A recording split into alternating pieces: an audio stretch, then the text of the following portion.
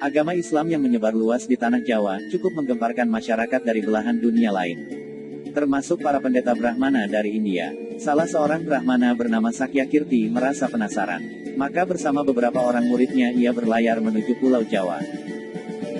Tapi alangkah baiknya sebelum kita simak videonya sampai selesai, silahkan tekan tombol subscribe dan lonceng supaya selalu mendapatkan notifikasi video berikutnya dari kami. Di bawahnya pula kitab-kitab referensi yang telah dipelajari untuk dipergunakan berdebat dengan penyebar agama Islam di tanah Jawa. Aku Brahmana Sakyakirti, akan menantang Sunan Bonang untuk berdebat dan adu kesaktian, ujar Brahmana itu sembari berdiri di atas geladak di buritan kapal layar. Jika dia kalah, maka akan kutebas batang lehernya. Jika dia yang menang, aku akan bertekuk lutut untuk mencium telapak kakinya. Akan kuserahkan jiwa ragaku kepadanya.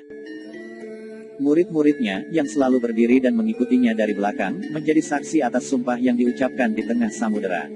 Namun, ketika kapal layar yang ditumpanginya sampai di perairan Tuban, mendadak laut yang tadinya tenang tiba-tiba bergolak hebat. Angin dari segala penjuru seolah berkumpul jadi satu, menghantam air laut, sehingga menimbulkan badai setinggi bukit. Dengan kesaktiannya, Brahmana Sakyakirti mencoba menggempur badai yang hendak menerjang kapal layarnya. 1-2 kali hal itu dapat dilakukannya. Namun, terjangan ombak yang kelima kali membuat kapal layarnya langsung tenggelam ke dalam laut. Dengan susah payah, dia mencabut beberapa batang balok kayu untuk menyelamatkan diri dan menolong beberapa orang muridnya, agar jangan sampai tenggelam ke dasar samudera. Walaupun pada akhirnya ia dan para pengikutnya berhasil menyelamatkan diri, namun kitab-kitab referensi yang hendak dipergunakan untuk berdebat dengan Sunan Bonang telah tenggelam ke dasar laut. Padahal kitab-kitab itu didapatkannya dengan susah payah. Cara mempelajarinya pun tidak mudah. Ia harus belajar bahasa Arab terlebih dahulu, pura-pura masuk Islam dan menjadi murid ulama besar di negeri Gujarat. Kini, setelah sampai di perairan Laut Jawa, tiba-tiba kitab-kitab yang tebal itu hilang musnah di telan air laut. Tapi niatnya untuk mengadu ilmu dengan Sunan Bonang tak pernah surut. Ia dan murid-muridnya telah terdampar di tepi pantai yang tak pernah dikenalnya. Ia agak bingung harus kemana untuk mencari Sunan Bonang. Ia menoleh ke sana kemari, mencari seseorang untuk dimintai petunjuk jalan. Namun tak terlihat seorang pun di pantai itu. Saat hampir putus asa, tiba-tiba di kejauhan ia melihat seorang lelaki berjubah putih, sedang berjalan sembari membawa tongkat. Ia dan murid-muridnya segera berlari menghampiri dan menghentikan lelaki itu. Lelaki berjubah putih itu menghentikan langkah dan menancapkan tongkatnya ke pasir. Kisanak, kami datang dari India, hendak mencari seorang ulama besar bernama Sunan Bonang. Dapatkah Kisanak memberitahu di mana kami bisa bertemu dengannya, kata sang Brahmana. Untuk apa Tuan mencari Sunan Bonang, tanya lelaki itu.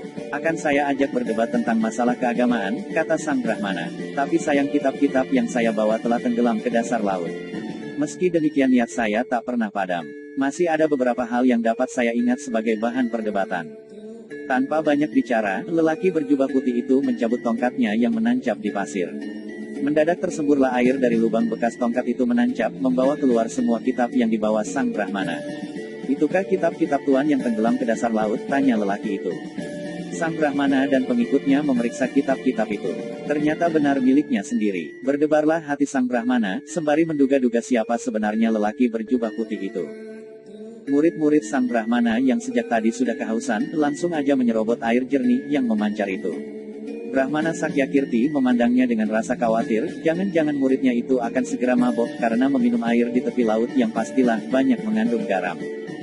Segar, aduh segarnya, seru murid-murid sang Brahmana dengan girangnya. Yang lain segera berebutan untuk membasahi tenggorokannya yang kering. Brahmana Sakyakirti tercenung. Bagaimana mungkin air di tepi pantai terasa segar? Ia mencicipinya sedikit. Memang segar rasanya. Rasa herannya makin menjadi-jadi terlebih jika berpikir tentang kemampuan lelaki berjubah putih itu dalam menciptakan lubang air memancar, dan mampu menghisap kitab-kitab yang telah tenggelam ke dasar laut. Pastilah orang berjubah putih itu bukan orang sembarangan. Ia sudah mengerahkan ilmunya untuk mendeteksi apakah semua itu hanya tipuan ilmu sihir. Ternyata bukan ilmu sihir, tapi kenyataan. 1000 Brahmana di India tak mampu melakukan hal ini, pikir sang Brahmana. Dengan rasa was-was, takut dan gentar ia menatap wajah orang berjubah putih itu. Apakah nama daerah tempat saya terdampar ini? Tanya sang Brahmana dengan hati kebat-kebit. Tuan berada di pantai Tuban, jawab lelaki itu. Serta-merta Brahmana dan para pengikutnya menjatuhkan diri berlutut di hadapan lelaki itu. Mereka sudah dapat menduga pastilah lelaki berjubah putih itu adalah Sunan Bonang sendiri. Bangunlah, untuk apa kau berlutut kepadaku? Bukankah sudah kau ketahui dari kitab-kitab yang kau pelajari bahwa sangat terlarang bersujud kepada sesama makhluk? Sujud hanya pantas dipersembahkan kepada Allah yang Maha Agung, kata lelaki berjubah putih yang tak lain memang Sunan Bonang adanya. Ampunilah saya yang buta ini, tak melihat tingginya gunung di depan mata, ampunkan saya, rintih sang Brahmana. Bukankah kau ingin berdebat denganku juga mau mengadu kesaktian, tukas Sunan Bonang? Mana saya berani melawan Paduka, tentulah ombak badai yang menyerang kapal kami juga ciptaan Paduka, kesaktian Paduka tak terukur tingginya. Ilmu Paduka tak terukur dalamnya, kata Brahmana Sakyakirti. Kau salah, aku tidak mampu menciptakan ombak dan badai, ujar Sunan Bonang. Hanya Allah yang mampu menciptakan dan menggerakkan seluruh makhluk. Allah melindungi orang yang percaya dan mendekat kepadanya, dari segala macam bahaya dan niat jahat seseorang. Sang Brahmana merasa malu. Memang kedatangannya bermaksud jahat, ingin membunuh Sunan Bonang melalui adu kepandaian dan kesaktian. Ternyata niatnya tak kesampaian. Apa yang telah dibacanya dalam kitab-kitab yang telah dipelajari terbukti, bahwa barang siapa memusuhi para walinya, maka Allah akan mengumumkan perang kepadanya. Menantang Sunan Bonang, sama saja dengan menantang Tuhan yang mengasihi Sunan Bonang itu sendiri. Ia membayangkan rasa takut saat teringat bagaimana dirinya terombang-ambing diterjang ombak badai. Berarti Tuhan sendiri yang telah memberinya pelajaran supaya mengurungkan niatnya memusuhi Sunan Bonang. Ia percaya, jika niatnya dilaksanakan bukan Sunan Bonang yang kalah atau mati, tapi dia sendirilah yang bakal binasa. Kanjeng Sunan, sudilah menerima saya sebagai murid, kata Brahmana itu kemudian. Jangan tergesa-gesa, ujar Sunan Bonang. Kau harus mempelajari dan mengenal Islam lebih banyak lagi, lebih lengkap lagi. Sebab apa yang kau pelajari hanya sebagian-sebagian saja. Jika kau sudah memahami Islam secara keseluruhan, maka kau boleh pilih, tetap memeluk agama lama atau menerima Islam sebagai agamamu terakhir. Sekali lagi sang Brahmana merasa malu. Ternyata Sunan Bonang bersifat arif dan bijaksana, tidak memaksakan kehendak walau sudah berada di atas angin. Seandainya Sunan Bonang memperbolehkannya untuk berlutut, dia akan bersujud dan menyembah sepasang kakinya. Bawa semua kitab-kitabmu, mari isinya kita bahas bersama-sama, kata Sunan Bonang sembari melanjutkan langkahnya. Brahmana Sakyakirti dan murid-muridnya segera mengumpulkan kitab-kitab yang tercecer lalu mengikuti langkah Sunan Bonang. Pada akhirnya ia dan murid-muridnya rela masuk Islam atas kesadarannya sendiri, dan menjadi pengikutnya yang setia. Dari berbagai sumber disebutkan bahwa Sunan Bonang itu nama aslinya Syekh Maulana Magdum Ibrahim, putra Sunan Ampel dan Dewi Condrowati yang sering disebut Nyai Ageng Manila. Ada yang mengatakan Dewi Condrowati itu adalah putri Prabu Kertabumi. Dengan demikian Raden Magdum adalah salah seorang pangeran Majapahit, karena ibunya adalah putri Raja Majapahit dan ayahnya adalah menantu Raja Majapahit.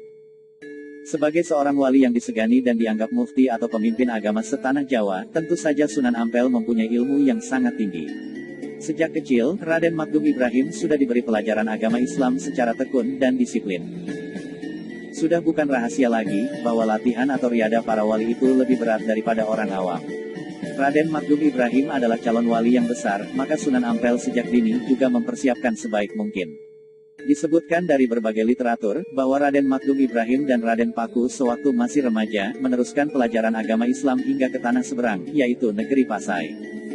Keduanya menambah pengetahuan kepada Syekh Awalul Islam atau ayah kandung dari Sunan Giri, juga belajar kepada para ulama besar yang banyak menetap di negeri Pasai. Seperti ulama ahli tasawuf yang berasal dari Baghdad, Mesir, Arab, dan Persia atau Iran. Sesudah belajar di negeri Pasai, Raden Magdum Ibrahim dan Raden Paku pulang ke Jawa. Raden Paku kembali ke Gresik, mendirikan pesantren di Giri, sehingga terkenal sebagai Sunan Giri. Raden Magdum Ibrahim diperintahkan Sunan Ampel untuk berdakwah di daerah Lasem, Rembang, Tuban, dan daerah Sempadan, Surabaya. Dalam berdakwah Raden Magdum Ibrahim ini sering mempergunakan kesenian rakyat untuk menarik simpati mereka, yaitu berupa seperangkat gamelan yang disebut bonang. Bonang adalah sejenis kuningan yang ditonjolkan di bagian tengahnya. Bila benjolan itu dipukul dengan kayu lunak, maka timbullah suaranya yang merdu di telinga penduduk setempat. Lebih-lebih bila Raden Magdum Ibrahim sendiri yang membunyikan alat musik itu. Beliau adalah seorang wali yang mempunyai cita rasa seni yang tinggi, sehingga apabila beliau bunyikan pengaruhnya sangat hebat bagi para pendengarnya. Setiap Raden Magdum Ibrahim membunyikan bonang, pasti banyak penduduk yang datang ingin mendengarkannya. Dan tidak sedikit dari mereka yang ingin belajar membunyikan bonang, sekaligus melakukan tembang-tembang ciptaan Raden Magdum Ibrahim. Begitulah siasat Raden Magdum Ibrahim yang dijalankan penuh kesabaran. Setelah rakyat berhasil direbut simpatinya, tinggal mengisikan saja ajaran agama Islam kepada mereka. Tembang-tembang yang diajarkan Raden Makdum Ibrahim adalah tembang yang berisikan ajaran agama Islam. Sehingga tanpa terasa penduduk sudah mempelajari agama Islam dengan senang hati, bukan dengan paksaan. Murid-murid Raden Makdum Ibrahim sangat banyak, baik yang berada di Tuban, Pulau Bawean, Jepara, Surabaya, maupun Madura. Karena beliau sering mempergunakan Bonang dalam berdakwah, maka masyarakat memberinya gelar Sunan Bonang. Beliau juga menciptakan karya sastra yang disebut suluk. Hingga sekarang karya sastra Sunan Bonang itu dianggap sebagai karya yang sangat hebat, penuh keindahan dan makna kehidupan beragama. Suluk Sunan Bonang disimpan rapi di perpustakaan Universitas Leiden, negara Belanda. Suluk berasal dari bahasa Arab salakatarika, artinya menempuh jalan, tasawuf, atau torikot. Ilmunya sering disebut ilmu suluk. Ajaran yang biasa disampaikan dengan sekar atau tembang disebut suluk. Sedangkan bila diungkapkan secara biasa dalam bentuk prosa disebut wirid. Sunan Bonang sering berdakwah keliling hingga usia lanjut. Beliau meninggal dunia pada saat berdakwah di Pulau Bawean. Berita segera disebar ke seluruh tanah Jawa. Para murid berdatangan dari segala penjuru untuk berduka cita dan memberikan penghormatan yang terakhir. Murid-murid yang berada di Pulau Bawean hendak memakamkan jenazah beliau di Pulau Bawean. Tetapi murid-murid yang berasal dari Madura dan Surabaya menginginkan jenazah beliau dimakamkan dekat ayahandanya, yaitu Sunan Ampel di Surabaya. Dalam hal memberikan kain kafan pembungkus jenazah, mereka pun tak mau kalah. Jenazah yang sudah dibungkus kain kafan milik orang Bawean masih ditambah lagi dengan kain kafan dari Surabaya. Pada malam harinya, orang-orang Madura dan Surabaya menggunakan ilmu sirep untuk membuat ngantuk orang-orang Bawean dan Tuban. Lalu mengangkut jenazah Sunan Bonang ke dalam kapal dan hendak dibawa ke Surabaya. Karena tindakannya tergesa-gesa, kain kafan jenazah itu tertinggal satu. Kapal layar segera bergerak ke arah Surabaya. Tetapi ketika berada di perairan Tuban, tiba-tiba kapal yang digunakan mengangkut jenazahnya tidak bisa bergerak, sehingga terpaksa jenazah Sunan Bonang dimakamkan di Tuban, yaitu di sebelah barat Masjid Jami Tuban. Sementara kain kafan yang ditinggal di Bawean ternyata juga ada jenazahnya. Orang-orang Bawean pun menguburkannya dengan penuh hikmat. Dengan demikian ada dua jenazah Sunan Bonang. Inilah karomah atau kelebihan yang diberikan Allah kepada beliau. Dengan demikian tak ada permusuhan di antara murid-muridnya. Sunan Bonang wafat pada tahun 1525. Makam yang dianggap asli adalah yang berada di kota Tuban, sehingga sampai sekarang makam itu banyak diziarahi orang dari segala penjuru tanah air.